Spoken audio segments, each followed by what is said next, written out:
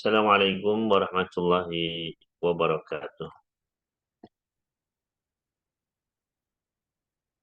Innal hamdalillah nahmaduhu wa nasta'inuhu wa nastaghfiruh wa na'udzu billahi min syururi anfusina wa min sayyiati a'malina. Man yahdihillahu fala mudhillalah wa man yudlil fala hadiyalah. Wa asyhadu an la ilaha illallah wahdahu la syarikalah wa asyhadu anna Muhammadan 'abduhu wa rasuluh. Ya ayyuhalladzina amanu taqullaha haqqa tuqatih wa la tamutunna illa wa antum muslimun. Ya ayuhan nasu taqu rabbakum alladhi khalaqakum min nafsin wahidah wa khalaqa minha zawjaha wa batha minhuma rijalan katsiran wa nisaa'a wattaqullaha alladhi tasaaluna bihi wal arham innallaha kana 'alaikum raqiba. Ya ayyuhalladzina amanu taqullaha wa qulu qawlan sadida yuslih lakum a'malakum wa yaghfir lakum dhunubakum wa may yuti'illaha wa rasulahu faqad faza fawzan 'azima. Amma ba'd fa inna asdaqal hadithi kitabullah wa khairal huda huda Muhammadin sallallahu alaihi wa alihi wasallam wa syarral umuri muhdatsatuha wa kullu muhdatsatin bid'ah wa kullu bid'atin dhalalah wa kullu dhalalatin finnar. Ikhwani wa akhwafiddin, kaum muslimin muslimat rahimani wa rahimakumullah dimanapun anda berada. Alhamdulillah kita bersyukur kepada Allah Jalla fi'ula atas nikmat-nikmatnya yang tidak terhitung, tidak terhingga banyaknya yang masih terus Allah Subhanahu wa taala curahkan kepada kita sekalian. Di antaranya adalah pada malam hari ini kita masih bisa berjumpa, berkumpul di majelis yang mulia ini, majelis ilmu, majelis dzikir. Mudah-mudahan Allah Subhanahu wa taala menambahkan kepada kita sekalian ilmu yang bermanfaat, amal yang soleh, dan juga diberikan tambahan keimanan, ketakwaan, serta keistiqomahan untuk terus berada di atas jalan Allah Subhanahu wa taala, di atas ketaatan hingga akhir hayat, hingga ajal menjemput kita. Allahumma amin. Dan ikhwani wa akhwati rahimani wa rahimakumullah. Insyaallah pada malam hari ini seperti biasa kita akan melanjutkan, yaitu masih di dalam pembahasan kitab Al-Arba'in An-Nawawiyah karya Al-Imam Abu Zakaria Yahya ibn Syaraf An-Nawawi rahimallahu ta'ala wa iyana ajma'in, yang mana beliau merangkum 40 hadis yang berisi pokok-pokok agama, yakni hadis yang bersifat syamil, yang berisi kaidah-kaidah utama baik dalam kehidupan muamalah, baik dalam masalah ibadah ataupun juga tentu saja dalam masalah akidah, yang mana 40 hadis ini adalah hadis-hadis pilihan. Dan alhamdulillah pada malam hari ini kita sudah sampai pada hadis nomor ke-33 ya.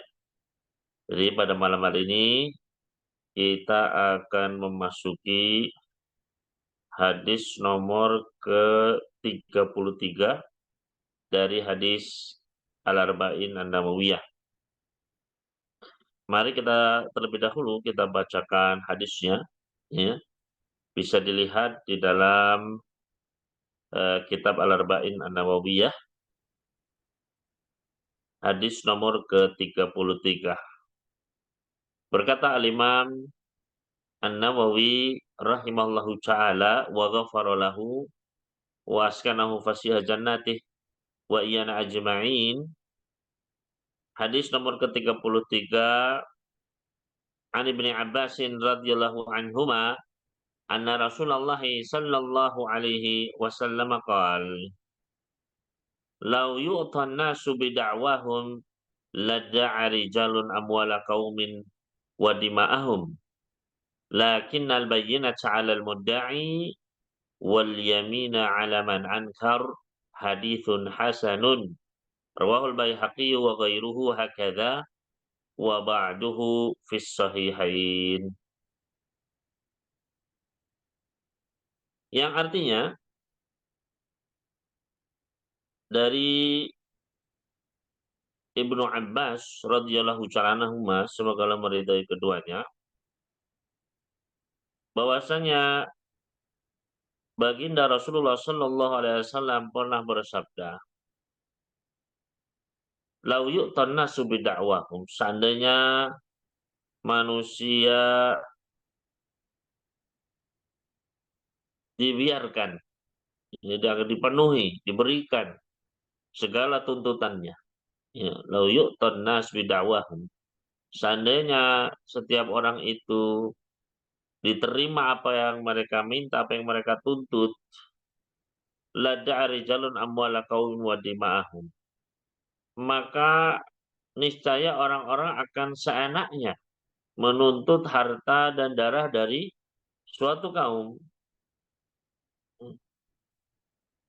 Jadi masing-masing akan seenaknya untuk mengklaim, ya, menuntut.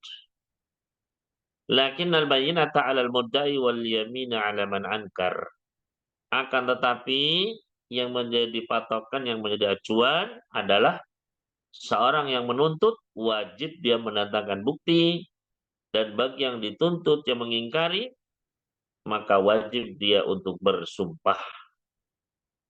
Kata Imam Nawawi, hadis ini adalah hadis yang hasan, diriwayatkan oleh Imam Al-Baihaqi seperti riwayat ini, dan sebagiannya ada di dalam Sahihain. Maka ikhwani wa akhwatuddin rahimani wa rahimakumullah,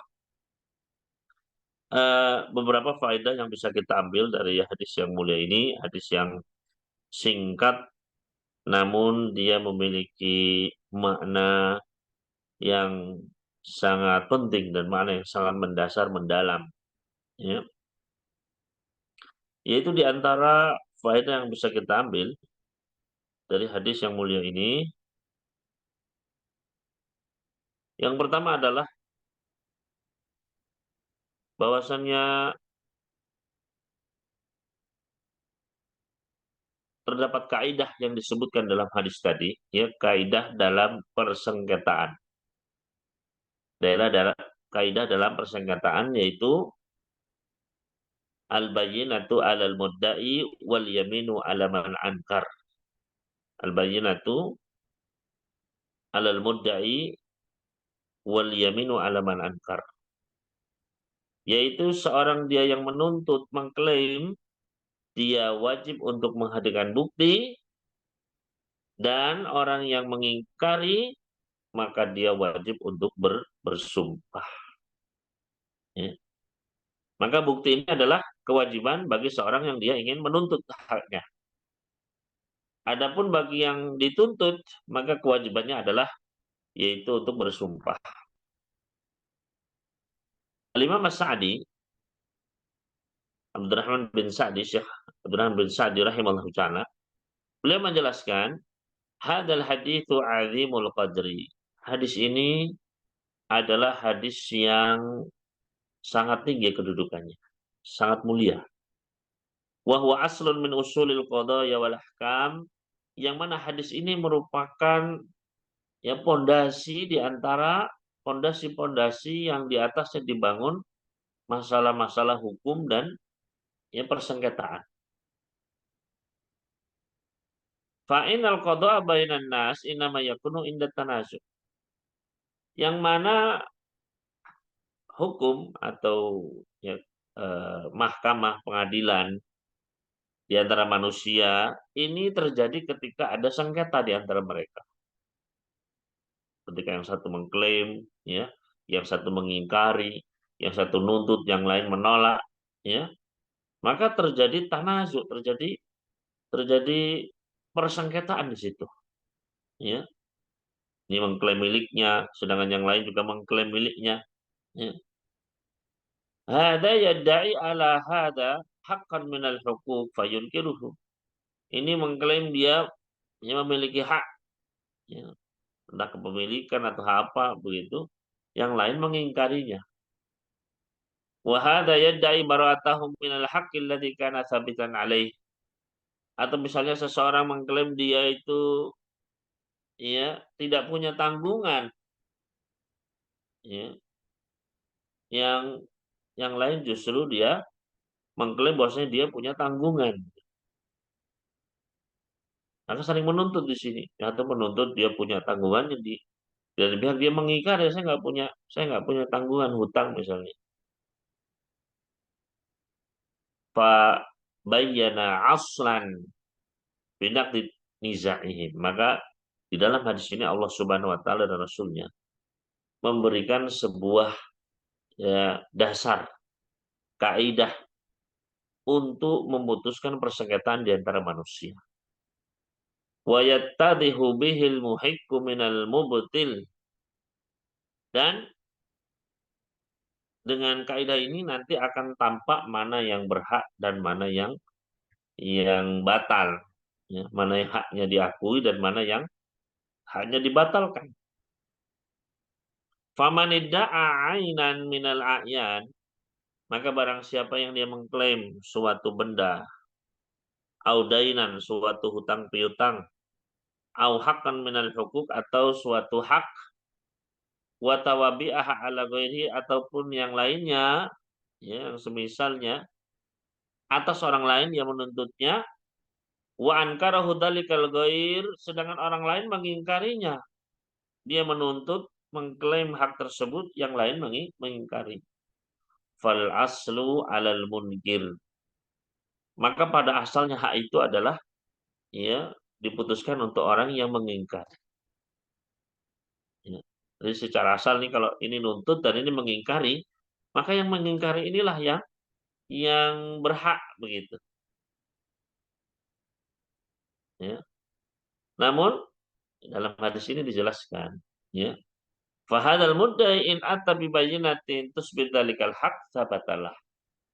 Kalau orang yang mengklaim, yang menuntut, dia bisa menghadirkan bukti, maka dia akan menerima haknya.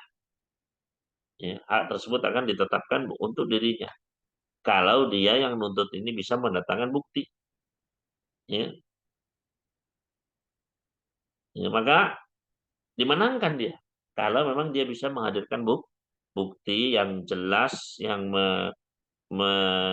menyebutkan, menetapkan bahwasanya memang hak itu adalah miliknya. Ya, maka dia dimenangkan. Wa in lam ya'ti bibayyinatin, akan tetapi jika ternyata ya, yang menuntut ini tidak bisa mendatangkan bukti, terus bagaimana? Ya, dia menuntut tapi nggak bisa mendatangkan buktinya. Falaisa lahu, maka itu dia tidak bisa menuntutnya. Ya, kalau dia tidak bisa mendatangkan bukti tersebut. Ya, namun ya alal akhar illal yamin, maka tidak bisa dia memperoleh ya hal tersebut apabila si yang mengingkari itu dia mau bersumpah. Itu. Ya. Jadi kewajibannya orang yang menuntut adalah mendatangkan bukti. Kalau bisa mendatangkan bukti, maka dia dimenangkan. Tapi kalau tidak bisa mendatangkan bukti, ya, maka tidak ada jalan, ya, dituntutlah orang yang mengingkar. Ayo, ya ini yang menuntut, dia menuntut hakmu ini, ya. Tapi dia tidak punya bukti, ya, maka di sini orang yang dituntut, ya, dia diberi pilihan apakah mau bersumpah atau tidak. Kalau dia mau bersumpah, maka yang dituntut dia yang dimenangkan. Yang orang yang mengingkari dia yang dimenangkan. Tapi kalau dia tidak berani bersumpah, maka ya hanya diberikan kepada orang yang menuntut gitu. Ini mana dari al bayyinatu 'alal mudda'i wal yaminu 'ala man ankar. Ini kaidah penting ya. Dalam persengketaan, maka ini yang menjadi dasar ya. Meskipun tentu saja dalam prakteknya akan ya lebih luas lagi. Tapi ini asalnya ya. Bagi seseorang yang dia ingin menuntut, maka harus wajib dia mendatangkan bukti. Kalau dia tidak punya bukti, maka dia tidak punya kekuatan apa-apa kecuali apa? Ya, orang yang mengingkari dia mau bersumpah atau tidak. Kalau yang mengingkari dia mau bersumpah, ya, demi Allah ini adalah milik saya. Ya sudah, karena dia tidak punya bukti ya tidak bisa apa-apa. Ya kalah dengan sumpahnya orang yang mengingkari tersebut. Maka ini setelah itu ya sudah, ya. Maka masing-masing harus menerima keputusan ini, ya. Tidak boleh lagi ada klaim-klaim, ya, oh sebenarnya itu punya saya, tetapi ya, ya gimana lagi, nggak bisa, ya. Ketika itu sudah diputuskan, ya, dengan sumpah, maka sudah dimenangkan bagi orang yang mengingkar, ya. Jadi ini makna dari hadis tadi, eh, Nabi Sallallahu Alaihi Wasallam tadi bersabda, eh, walakin al bayyinata 'alal mudda'i wal yamin 'ala man ankar. Ya. Jadi bukti itu adalah kewajibannya orang yang menuntut, yang mengklaim. Adapun bagi yang mengingkari, maka kewajibannya adalah untuk bersumpah. Ya. Maka ini faedah yang pertama, ini adalah kaidah dalam ranah hukum persengketaan. Ya. Baik itu masalah harta benda maupun hak-hak lainnya. Kemudian faedah selanjutnya yang kedua, ikhwan fillah rahimani wa rahimakumullah, ya. Yaitu yang kedua adalah masalah bayinah, ya bukti. Maka bukti adalah sesuatu yang menetapkan, yang menguatkan, yang menunjukkan kebenaran klaimnya, tuntutan tersebut. Ya. Nah, bukti ini bisa berupa saksi, ya, dan juga bisa berupa hal lain yang menetapkan, misalnya dokumen, ya, akta jual beli dan lain sebagainya, ya, atau hal-hal lain yang bisa diterima oleh, ya, dalam mahkamah yang bisa menetapkan, ya, entah itu mungkin ada rekaman ataupun yang lain, ya, foto dan lain sebagainya, ya. Makanya ini bisa bisa tadi bisa saksi, jadi buktinya itu bisa berupa orang yang bersaksi, ya, atau dokumen, ya, ataupun yang lainnya. Adapun untuk saksi-saksi ini, ya, maka ada persyaratannya, dipersyaratkan bagi orang yang menjadi saksi ini, yang pertama adalah al-bulugh, dia harus balik. Jadi nggak boleh anak kecil sebagai saksi, anak kecil yang belum balik, ya, anak TK misalnya kemudian menjadi saksi ini tidak diterima persaksiannya. Ya. Kemudian syarat yang kedua adalah al-aqlu atau al-akil, dia harus berakal, jangan sampai ya dia sedang apa namanya sedang gila misalnya, jadikan saksi nggak boleh, ya tidak diterima. Kemudian persaksian apa syarat lainnya juga adalah al-kalam, ya. Dia bisa berbicara atau ya penggantinya sekarang misalnya orang yang tidak bisa bicara bisa apa? Bisa bahasa isyarat yang bisa dipahami begitu ya, atau dia bisa menulis ya, boleh ya. Karena persaksian itu memang adalah ya ucapan pengabaran gitu. Kalau dia tidak dia bisu dan tidak bisa memberikan ini kan ya untuk apa begitu? Maka memang dalam persaksian di sini harus ada ucapan atau isyarat ataupun hal lain yang menggantikan ucapan tersebut dan yang dapat diterima. Ya. Kemudian juga syarat yang keempat adalah al-Islam, harus Muslim. Adapun selain Muslim maka tidak diterima persaksiannya. Ya. Dan yang terakhir adalah al-adalah. Ya. Al-adalah yaitu adalah ya lurus baik, agamanya, akhlaknya bagus. Ya. Jangan sampai orang yang dikenal pendusta, orang yang dikenal ya buruk akhlaknya kemudian apa?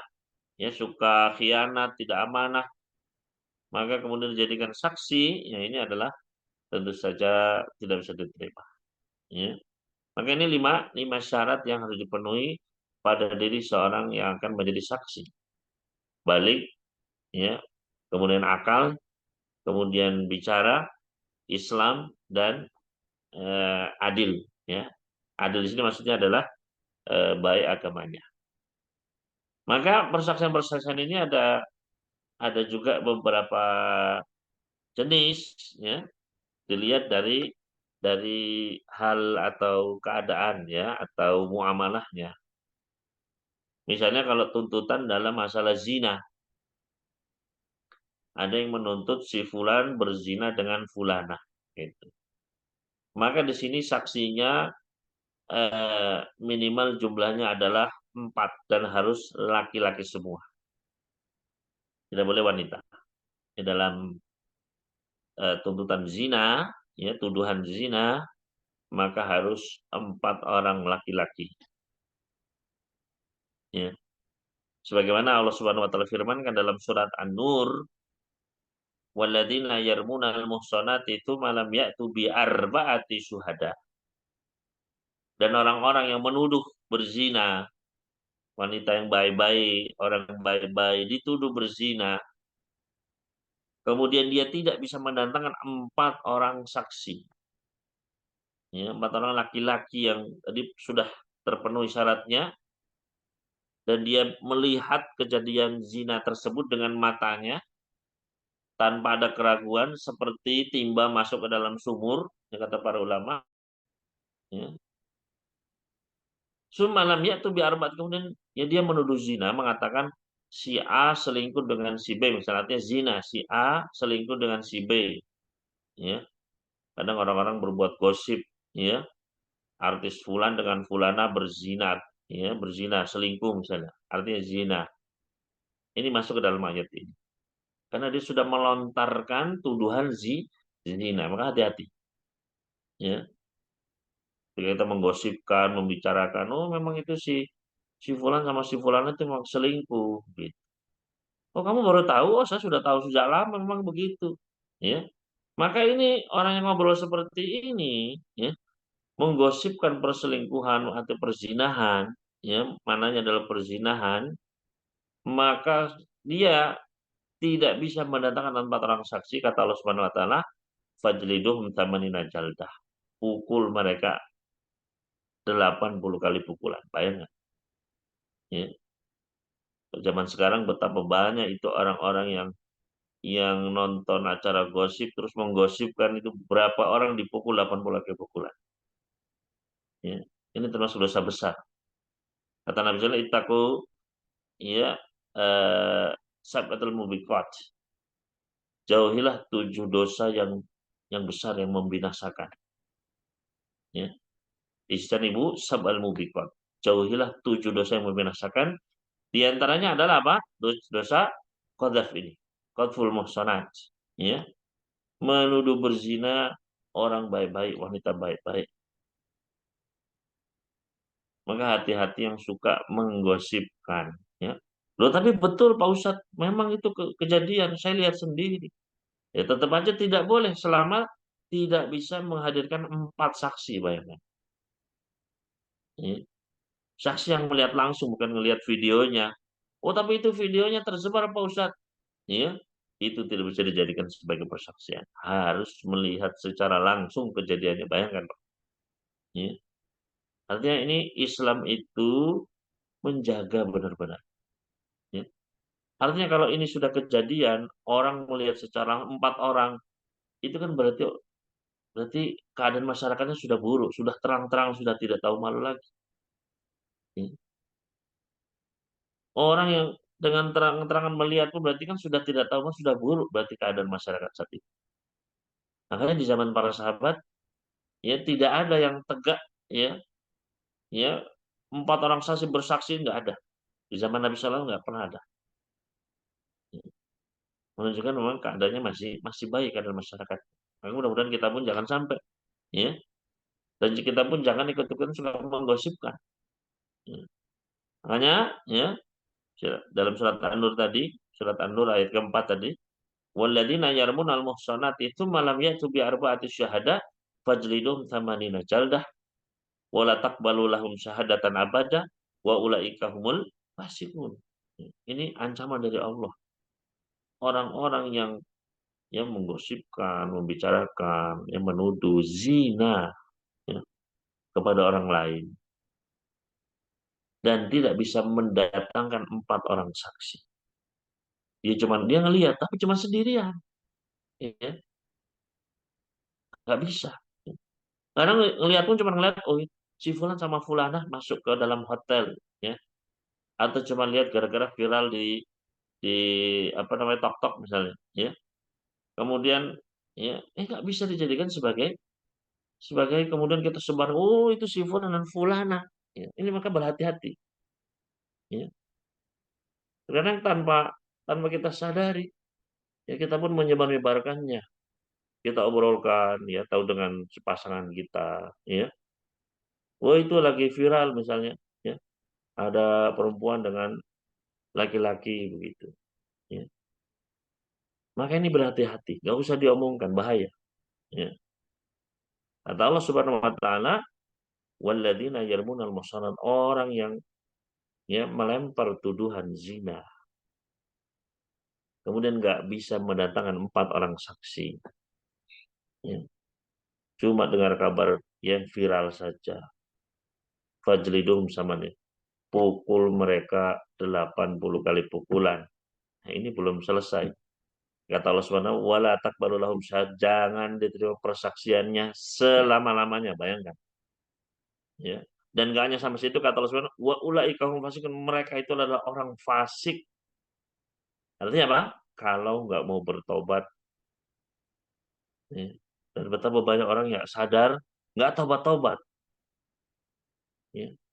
Dia tiap hari menggosipkan, nggak tahu itu dosa, nggak sadar itu dosa, nggak tobat-tobat. Bayangkan, dibawa mati nanti dosanya. Ketemu sama Allah di dunia yang belum dipukul 80 kali, bayangkan nanti kalau dipukul di akhirat betapa mengerikannya. Ya.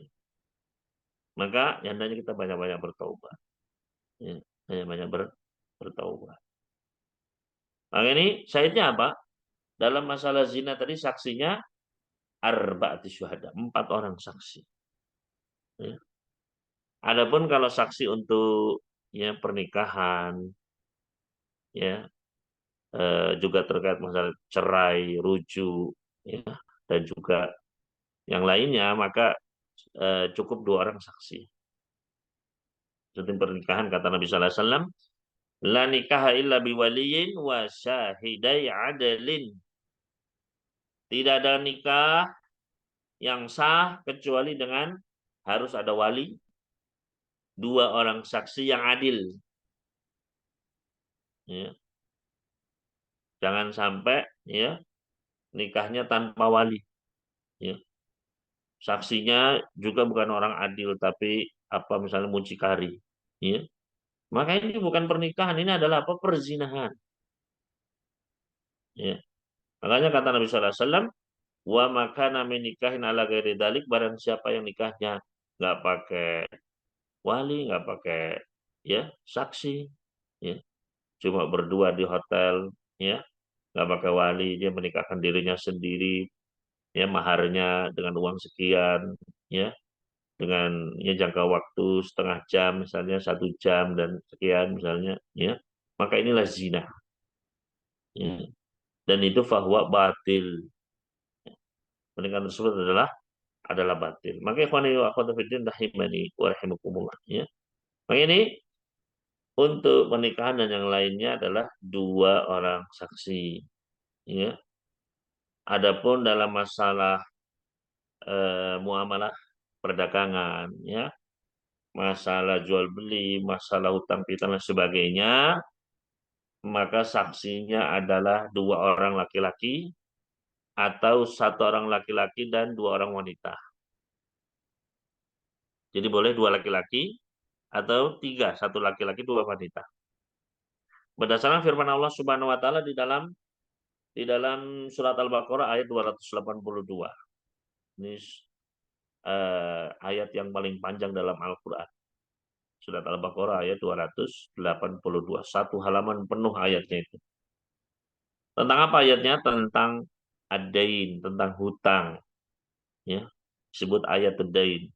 Jadi ayat terpanjang dalam Al-Quran adalah ayat tentang hutang, menunjukkan bahayanya hutang. Ya, maka jangan bermudah-mudah dalam masalah hutang.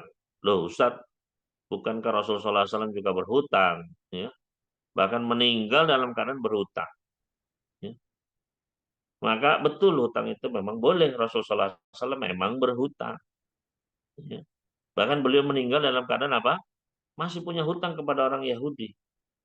Ya, dalam keadaan ya baju perang beliau tergadai, bayangkan.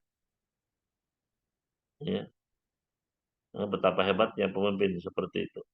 Ya, hartanya ya itu pun tergadai begitu. Jadi tidak pernah menemu kekayaan beliau itu tidak. Ya. Nah, di sini apa? Yang menunjukkan bahwa beliau tidak bergampang-gampang dalam berhutang. Beliau itu berhutang untuk apa? Untuk memenuhi kebutuhan pokok keluarga beliau. Untuk menunaikan kewajiban beliau, yaitu menafkahi keluarganya. Jadi beliau ngutang itu untuk apa? Makanan, kebutuhan pokok keluarga. Adapun orang sekarang, ya, untuk hal-hal yang nggak penting itu berhutang, ya. Untuk gonta-ganti gadget ngutang, ya.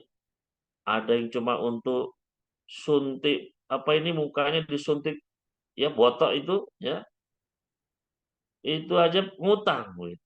Ada yang pasang kawat ngutang, ya. Jadi ada yang cuma untuk melihat konser ngutang, subhanallah. Ya. Untuk bermaksiat pun berhutang. Ya. Maka ya nggak nggak urgent sama sekali. Karena Nabi Sallallahu Alaihi Wasallam beliau apa? Ya, beliau berhutang untuk memenuhi kewajiban beliau, suatu yang wajar. Ya. Sebagai seorang ayah, sebagai seorang kepala keluarga, ya harus memenuhi ya kebutuhannya, ya kan? Ya. Maka beliau pun ya berhutang dengan ya untuk memenuhi suatu kebutuhan yang pokok, suatu kewajiban beliau. Wajar. Ya. Kemudian yang kedua, beliau itu berhutang, tapi dalam keadaan apa? Menggadaikan baju perang beliau. Artinya apa? Ketika beliau meninggal pun, itu nggak menjadi beban untuk siapapun. Ya. Jadi kalaupun beliau meninggal, ya sudah ini bajunya digadaikan, dijual siapa yang beli, itu pun masih lebih kan, masih kurang begitu. Ya. Hasil dari pembelian bisa nutup hutang, terus masih ada sisa untuk diwariskan. Gitu. Jadi nggak memberatkan. Adapun orang sekarang, hutangnya itu nggak wajar. Ya. Kadang melebihi asetnya. Kadang-kadang ya membebani ya keluarganya, anak-anaknya, istrinya terbebani semua, nggak bisa membayar hutangnya. Ya. Istrinya hanya seorang ibu rumah tangga, anak-anaknya juga pada belum jadi, ya. Hutangnya bermiliar-miliar, bayangkan, ya. Akhirnya tiba-tiba didatangi polisi apa disita semuanya, bayangkan. Ya, akhirnya keluarganya lontang-lantung di jalanan. Ya. Makanya ini ya hutang memang boleh, ya. Diperbolehkan dalam Islam, ya. Tapi ya hendaknya diperhatikan hutang itu benar-benar ya karena sekali lagi bahaya nanti ke depan ya di akhirat ya orang yang mati syahid saja ya orang yang mati syahid di medan perang ya terbunuh mati syahid dia seorang syahid ya apa kata Nabi Sallallahu Alaihi Wasallam digugurkan semua dosa-dosanya illa dain kecuali hutang gantung dia ya. Yang lain langsung bisa nikmat-nikmat di surga dia gantung dia kepanasan nggak bisa apa-apa ya. Gara-gara apa? Gara-gara hutang. Padahal matinya sudah mati syahid, usnul khotimah. Ya. Puncaknya usnul khotimah ya syahadah. Mati yang baik itu sudah matinya baik sekali. Tetap saja kena hutang, ya gantung para hadirin sekalian. Artinya jangan meremehkan yang namanya hutang. Gitu. Ya. Harus dipastikan, ya sedikit pun jangan sampai tertinggal hutang. Karena tidak ada hutang yang tidak terbayar. Artinya kalau nggak dibayar dunia, nanti di akhirat pasti dituntut, pasti dibayar, tapi dibayarnya dengan pahala-pahala kita. Ya, kita capek-capek sholat, capek-capek sedekah, capek-capek puasa, diambil begitu sama orang lain. Yang mana hutangmu dulu? Ya, akhirnya diambil pahala kita ya itikaf bulan Ramadan, ya kita umroh, kita diambil begitu saja pahala. Ya, ya. Maka jangan remehkan namanya hutang. Makanya kata Nabi Sallallahu Alaihi Wasallam, ya, beliau berpesan jangan lemparkan diri kalian kepada ketakutan. Jangan lemparkan diri kalian kepada ketakutan. Apa itu ya Rasulullah? Kata beliau, adain hutang. Ya. Karena orang itu kalau nggak punya hutang tenang hidupnya, nggak ada takut, nggak ada apa. Ya. Apa dia ya punya kendaraan sendiri, ya. Kalau berusaha ya sudah, nggak ada masalah. Tapi ketika orang itu hutang, ya, dia akan ketakutan. Berjumpa dengan ya, yang dia hutangi, ya, dia akan lari, dia akan takut, dia kan nggak enak. Ya. Makanya kata Nabi Sallallahu Alaihi Wasallam, jangan lemparkan diri kalian kepada ketakutan. Apa itu ya Rasulullah? Adain hutang. Ya. Kenapa kita bahas masalah hutang ini tadi? Ya. Dalam ayat terpanjang surat Al-Baqarah ayat 282. Ya. Jadi ayat terpanjang itu adalah ayat tentang hutang. Nah, di dalam ayat tersebut, ya, kata Allah Subhanahu wa taala, "Wastashidu syahidaini min rijalikum." Dan ambillah saksi dua orang dari lelaki-laki di antara kalian. Jadi disuruh apa? Saksinya dua laki-laki. Kalau hutang piutang, ya, dicatat, ya. Di awal ayat ini kata Allah Subhanahu wa taala, "Ya ayyuhalladzina amanu idza tadayantum bidainin ila ajalin musamma faktubuh." Wahai orang beriman, kalau kalian saling hutang piutang di antara kalian, ya, ada hutang yang sampai batas waktu tertentu, faktubuh, tulis, ya. Jadi ada juru tulisnya, ya, ditulis, ya. Terus apa? Wastashidu syahidain min rijalikum. Ambil saksi dua orang, saksi satu, seret, saksi dua, seret, ya, gitu. Nah, boleh tidak laki-laki, boleh perempuan, ya, yaitu yang satu laki-laki dan satunya lagi diganti dengan dua orang wanita. Jadi tiga. Ya. Kata Allah Subhanahu Wa Taala, fa in lam yakuna rajulaini farajulun wa imra'atan mimman tardawna minasyuhada. Ya. Kalau tidak dua laki-laki, ya, boleh satu laki-laki plus dua perempuan. Di antara yang orang-orang yang kalian ridhoi untuk menjadi saksi. Ya. Tujuannya apa? Kata Allah Subhanahu wa taala, antadilla ihdahuma fatudzakkira ihdahuma al-ukhra. Agar kalau wanita ini kan akalnya kurang, ya. Jadi kalau yang satu ini agak-agak lupa, diingatkan oleh yang satu lagi, dikuatkan oleh yang satu lagi. Ya. Menunjukkan memang laki-laki lebih utama. Ya. Tapi boleh yang satu diganti menjadi dua wanita. Ya. Jadi satu laki-laki, dua wanita boleh. Maka ini kalau kalau dalam masalah harta, dalam masalah hutang piutang, ya. Kemudian kata para ulama kalau persaksian ini adalah dalam masalah-masalah khusus wanita. Contohnya masalah menyusui, masalah kelahiran, masalah keperawanan misalnya. Ini kan nggak boleh dilihat kecuali oleh wanita sesama wanita sendiri. Ya. Maka kata para ulama boleh satu saksi saja. Ya. Memang dalam masalah ini harusnya wanita, makanya dalam masalah melahirkan, ya, yang utama adalah dokter wanita dengan wanita karena terkait dengan aurat seorang wanita. Ya, masalah apa misalnya operasi yang daerah ya kewanitaan atau masalah keperawanan tadi, ya, maka ini boleh wanita satu saja. Ya. Nah ini masalah saksi tadi, ya.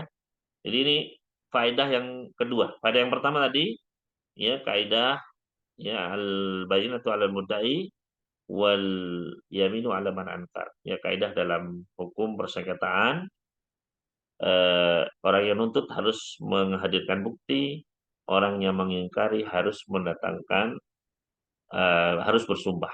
Ya. Kemudian yang kedua adalah bukti itu bisa berupa saksi, bisa juga berupa ya catatan, ya, ataupun hal lain yang menetapkan, ya, yang menunjukkan kepada apa yang dia tuntut tersebut. Ya. Kemudian faedah yang ketiga yaitu bahwa jika penuntut tidak dapat menghadirkan bukti, maka yang dituntut yang mengingkari wajib bersumpah, gitu. Agar dia tetap menguasai haknya. Ya. Jadi jika penuntut dia tidak bisa mendatangkan bukti, tapi dia menuntut ini punya saya terus menuntut kepada hakim. Maka hakim pun ya memerintahkan kepada orang yang dituntut, nah kamu, ya, kamu mau bersumpah apa enggak? Gitu, ya. Maka dia pun disumpah. Gitu. Maka dengan sumpah tersebut, ya sudah, itu dia menjadi miliknya, menjadi haknya. Ya. Maka ini jika penuntut tidak bisa menghadirkan bukti. Ya. Kemudian di sini ya, di antara faedah yang bisa kita ambil juga adalah hendaknya seorang seorang Muslim dia berlaku jujur, ya, dan hendaknya dia menjauhi kebohongan, ya, menjauhi sumpah palsu, ya. Jangan sampai hanya karena ya ingin mendapatkan dunia yang sedikit, harta yang sedikit, maka dia pun berani untuk bersumpah palsu atau memalsukan data-data. Ya betapa banyak zaman sekarang ya mereka dengan mudah ya misalnya memasukkan apa namanya sertifikat tanah misalnya sampai ada satu tanahnya satu sertifikatnya ada dua tiga begitu ya. Maka ini yang semuanya asli begitu ya. Kalau sampai bisa demikian ya. Maka hal seperti ini harus ya dihindari ya. Jadi makanya dalam Islam itu ya hendaknya dia menghadirkan bukti-bukti di sini bukan hanya yang penting bukti yang dia palsukan enggak ya harus didasari dengan kejujuran ya. Begitu pula ketika yang dituntut dia mengingkari dia bersumpah itu pun harus didasari dengan kejujuran ya. Ya. Makanya jauh sebelum persengketaan ini Islam menyeru kepada apa? Kepada bersikap jujur, bersikap adil. Ya. Makanya Islam mengancam orang yang berbuat dusta, orang yang berbuat ya, persaksian palsu. Makanya Nabi Sallallahu Alaihi Wasallam pernah bersabda, "Ala unabbiukum bi akbaril kabair." Maukah kalian kuberitahukan dengan dosa besar yang paling besar? Ya. Jadi kabair itu dosa-dosa besar ini akbarul kabair, yang gede-gede dari dosa besar itu. Apa saja? Ya. Maka beliau menjelaskan yang pertama adalah al-isyraku billah, berbuat syirik kepada Allah. Yang tidak diragukan syirik ini adalah dosa besar yang paling besar, sudah paling top sudah. Level paling tinggi itu syirik sudah. Karena dia itu dosa terhadap hak Allah Subhanahu wa taala. Ya. Adapun yang lain itu dosa kepada sesama makhluk. Ya, maka mana yang lebih besar dosanya, dosa kepada Allah atau dosa kepada sesama? Dosa kepada Allah. Zalim kepada haknya Allah lebih besar. Ya. Kemudian Nabi SAW melanjutkan wa uququl walidaini, durhaka sama orang. Ya. Ini anak-anak ya hendaknya berhati-hati. Ya, jangan sampai seorang anak itu kemudian durhaka. Kadang tidak terasa. Ya. Seorang anak dia berbuat durhaka kepada orang tua. Dia benci kepada orang tuanya. Dia marah kepada ayahnya sendiri. Ya. Misalnya ada seorang ayah yang ya ada seorang ayah yang memang misalnya dia ingin ya melakukan suatu hal yang tidak terlarang ya. Namun sang anak tidak setuju, melarang ya, ayahnya ya. Kemudian mengancam ayah ya dan lain sebagainya. Makanya tidak boleh ya. Ketika sang ayah ingin dia bersedekah, misalnya anak-anaknya nggak mau, dia menolak, ya, ayahnya ingin misalnya ingin apa menikah lagi misalnya, ya. Kemudian sang anaknya melarang, ini nggak boleh. Ya. Ayahnya mau menikah lagi, yes, itu adalah haknya. Ya. Maka tidak boleh ya kemudian anak melarang orang ini adalah termasuk bentuk-bentuk kedurhakaan kepada orang tua. Ya. Wa kana muttaqian fajalas. Ya, setelah Nabi SAW menyebutkan dua dosa ini, ya, beliau dalam kondisi bersandar. Tiba-tiba beliau duduk, ya. Kemudian beliau menyebutkan dosa yang ketiga, beliau mengatakan ala wa qaulu zur wa syahadatu zur, ala wa qaulu zur wa syahadatu zur, ya. Ketahuilah, ya, dosa besar lainnya adalah ucapan palsu, persaksian palsu. Ketahuilah, ucapan palsu, persaksian palsu, famazala yaqulu, terus diulang-ulang sama Nabi sallallahu alaihi wasallam, ya, di hadapan para sahabat. Ucapan palsu, ucapan bohong, persaksian bohong, ucapan palsu, persaksian palsu, terus begitu diulang-ulang sampai sahabat Abi Bakar mengatakan dalam hatinya, laitahu sakat. Cukup ya Rasulullah. Dah seandainya beliau udah cukuplah begitu, ya.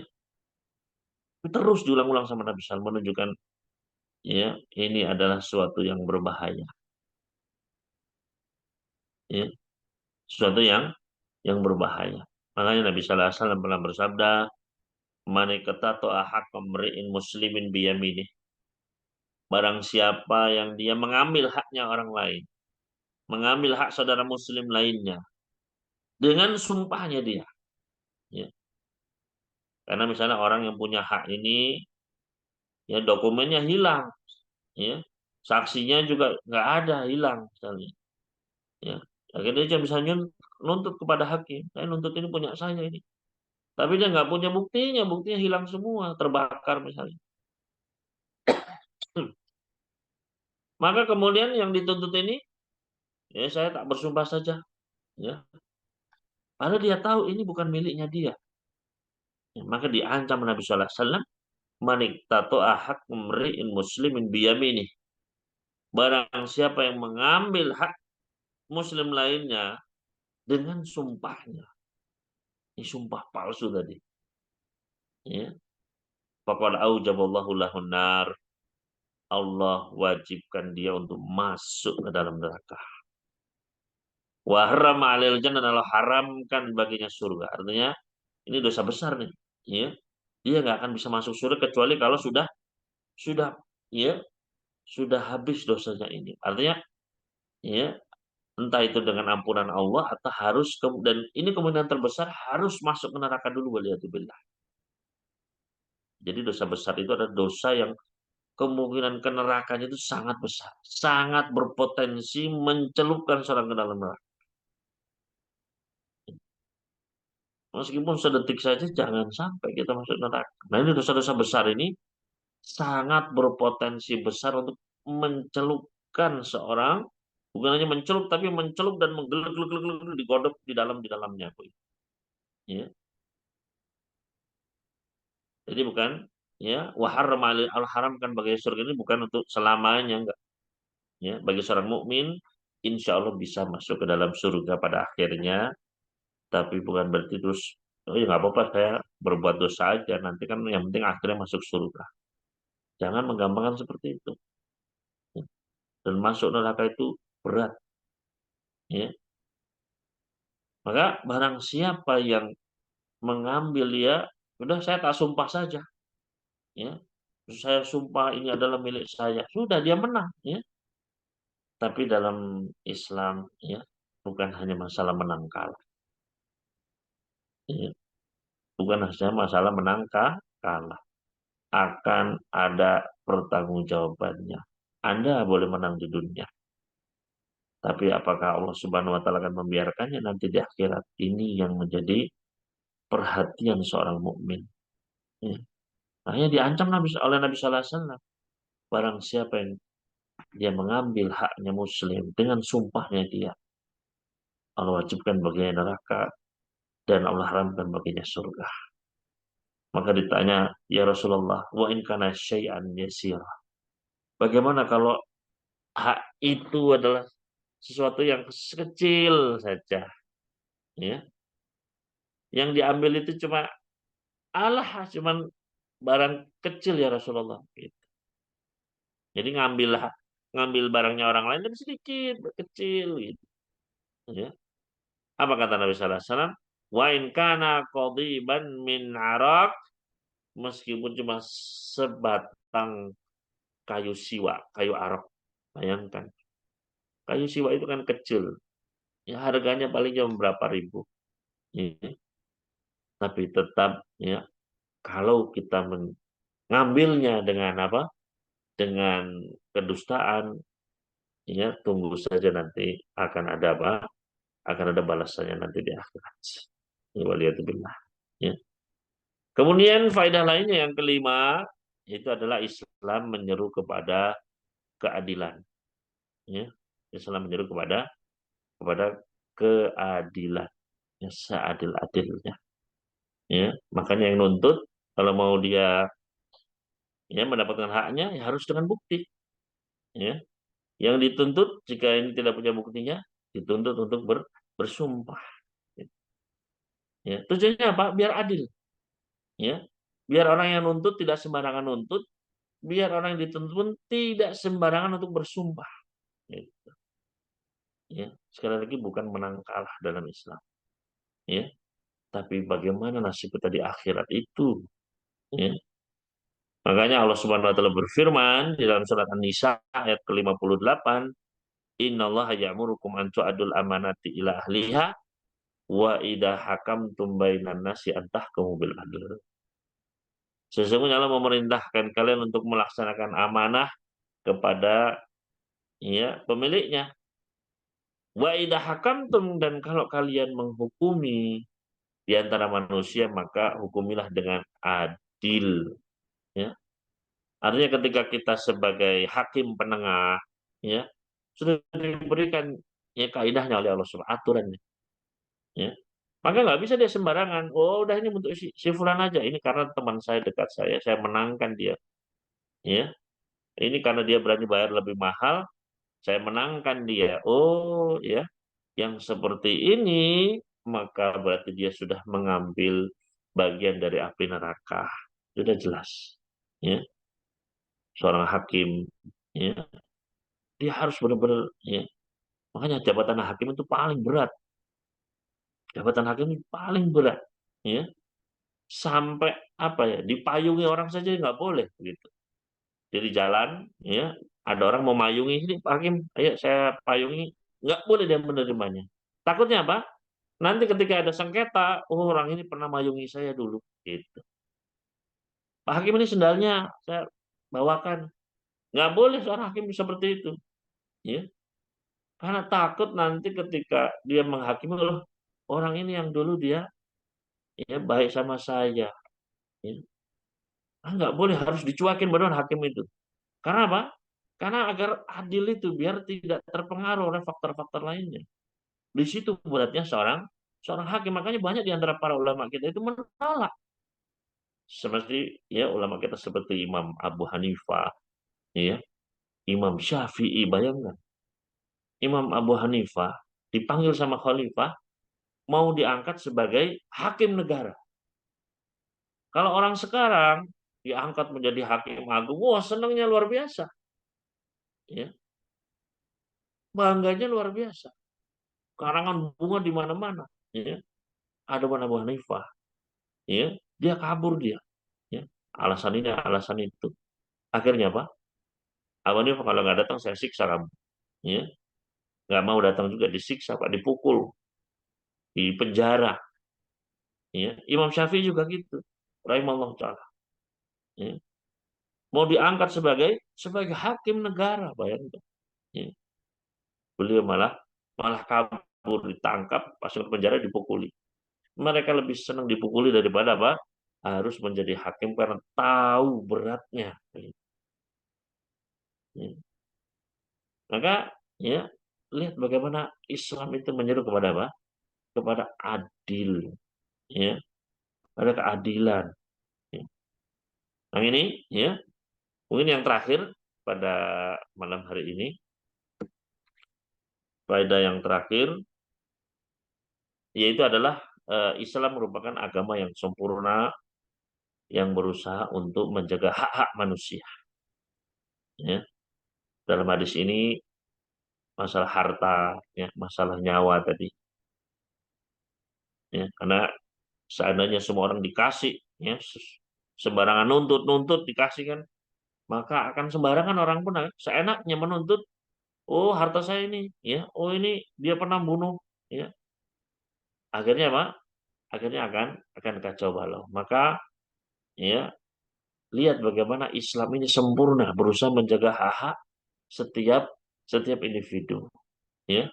Dimulai dari tadi, ya, Islam menyeru kepada kejujuran, kepada keadilan, dan Islam mengancam kedustaan dan kezaliman. Ya, tadi, ya kalau bohong, awas ancamannya. Ya, kamu tidak berbuat adil, awas ancamannya. Neraka siap menanti. Ya, kalau jujur, adil, ya, mendapat tempat yang tinggi.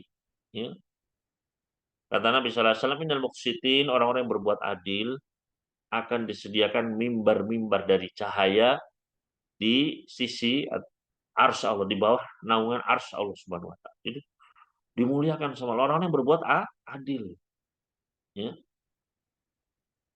Tapi kalau tidak berbuat adil, ya, dia mendahulukan keluarga dekatnya, teman-temannya, yang berani bayar lebih mahal saya menangkan, ya, maka jelas-jelas, ya, neraka adalah ancamannya. Lihat, ya.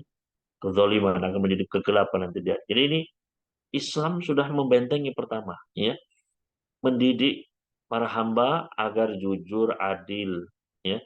Jangan sembarangan ngambil harta yang bukan miliknya. Hati-hati. Jangan bohong, jangan memalsukan, jangan bersaksi palsu, jangan berbuat dolim. Ini sudah diatur. Ya. Setelah itu Islam pun melakukan pencegahan. Namanya manusia bisa lemah, ya kan? Maka ada pencegahannya yaitu disyariatkan untuk tadi menulis, ya, ya ayyuhalladzina amanu idza tadayantum bidainin ila ajalin musamman faktubuh, ya. Orang beriman, ya, kalau ada utang piutang, jual beli apa, tulis, ya. Biar nanti kalau lupa, namanya manusia bisa lupa kan, loh ini punya saya, enggak ini punya saya. Akhirnya ekar-ekaran sengketa, oh ini loh catatannya, oh iya betul. Ya, gitu. Jadi sudah ada pencegahannya juga, ya, fastasidu syahidaini ini, hadirkan dua orang saksi. Ya, karena dokumen bisa dipalsukan, datang saksi, oh ya ini betul saya menyaksikan, saya yang tanda tangan itu. Ya, saksi yang adil, ya. Walaupun bagaimana semua bisa dibeli sekarang Pak Ustadz. Ya, ya sudah. Dia bisa membeli apa saja di dunia, tapi dia tidak bisa membeli, tidak bisa menebus dari adab Allah Subhanahu wa taala yang pedih. Ya. Jadi tadi Islam sudah pertama dididik dulu harus jujur, jangan bohong. Kemudian ada pencegahannya, ya, disyariatkan menulis, saksi dan lain sebagainya. Kemudian apa? Nggak sampai di situ, Islam juga mengatur sistem hukum peradilannya. Kaidah-kaidah diberikan, ya. Kalau ini sudah mendatangkan bukti, ya sudah, ya. Orang yang mengingkar nggak bisa apa-apa, ya. Meskipun misalnya buktinya itu palsu, ya. Tapi sudah dihadirkan di mahkamah, diterima di mahkamah, ya sudah, ya. Apa yang diputuskan itu berarti adalah, ya, kalau itu adalah memang palsu, berarti kamu sudah milih neraka, gitu saja, ya.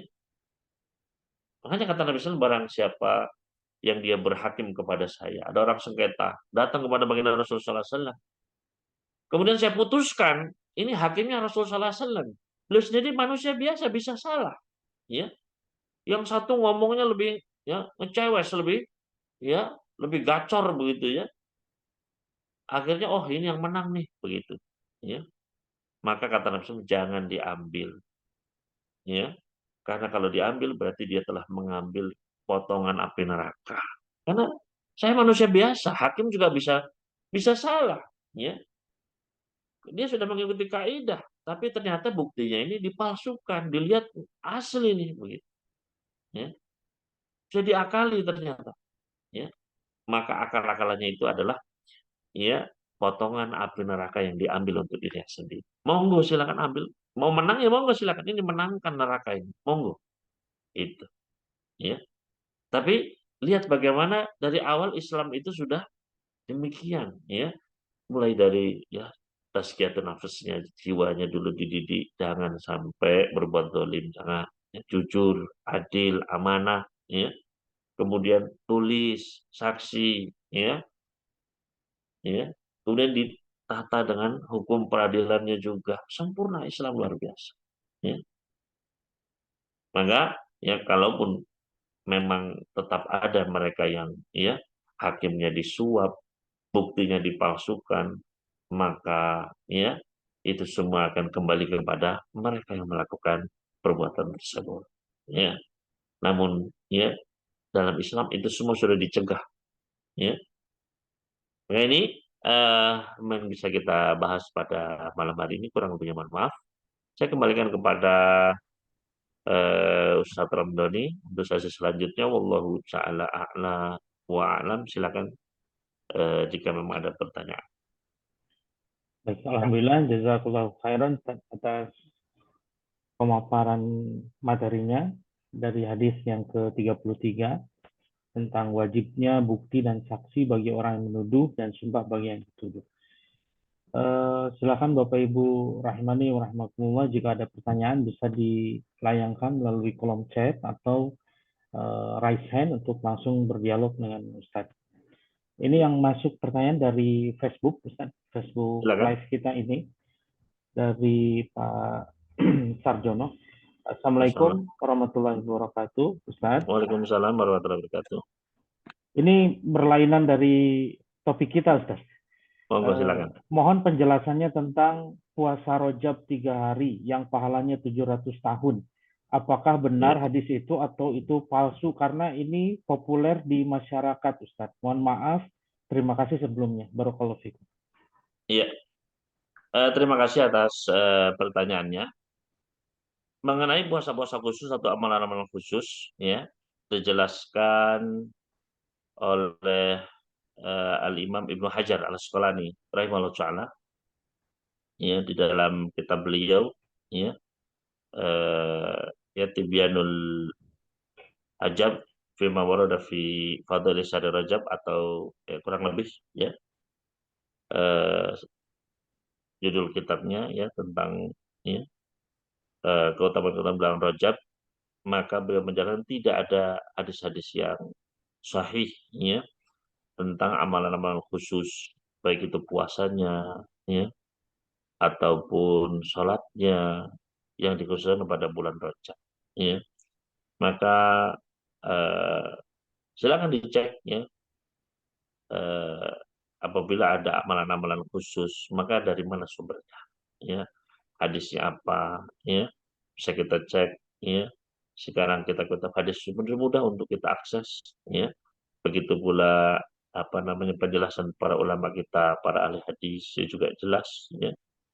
Ibnu Hajar pun sudah menjelaskan tidak ada, ya, tentang keutamaan khusus. Maka sebaiknya amalan tersebut adalah kita tinggalkan. Pastikan ketika kita beramal adalah amalan yang kita lakukan berdasarkan hadis yang otentik dari baginda Nabi Shallallahu Alaihi Wasallam. Ya, ini wallahu ta'ala. Baik, alhamdulillah, jazakallahu khairan, Ustaz. Nampaknya waktu kita sudah cukup larut, jadi kita cukupkan Nggih, ngobrolnya, Ustaz. Mohon kiranya kita menutup kajian ini dengan ditutup dengan doa oleh Ustaz. nggih. Alhamdulillah salatu wassalamu ala Rasulillah. Kita memohon kepada Allah Subhanahu wa taala dengan nama-namanya yang maha indah, sifat-sifatnya maha sempurna. Mudah-mudahan Allah Subhanahu wa taala mengampuni dosa-dosa kita sekalian dan menghapuskan kesalahan-kesalahan kita, dan mudah-mudahan Allah Subhanahu wa taala mengangkat derajat kita dan menambahkan pahala di mizan kebaikan kita kelak, sehingga kita termasuk orang-orang yang masuk ke dalam surga dalam keadaan diridhoi dan dirahmati oleh Allah Subhanahu wa taala. Allahumma ighfir lana dzunubana wastur uyubana fid dunya wal akhirah. Allahumma ighfir lana wa liwalidina warhamhum kama rabbawna shighara. Allahumma kfina bihalalika an haramik wa aghnina bifadlika amman siwak. Rabbana atina fid dunya hasanah wa fil akhirati hasanah wa qina adzabannar. Wa sallallahu ala nabiyyina Muhammad wa sallama ala mursalin walhamdulillahi rabbil alamin. Wassalamualaikum warahmatullahi wabarakatuh.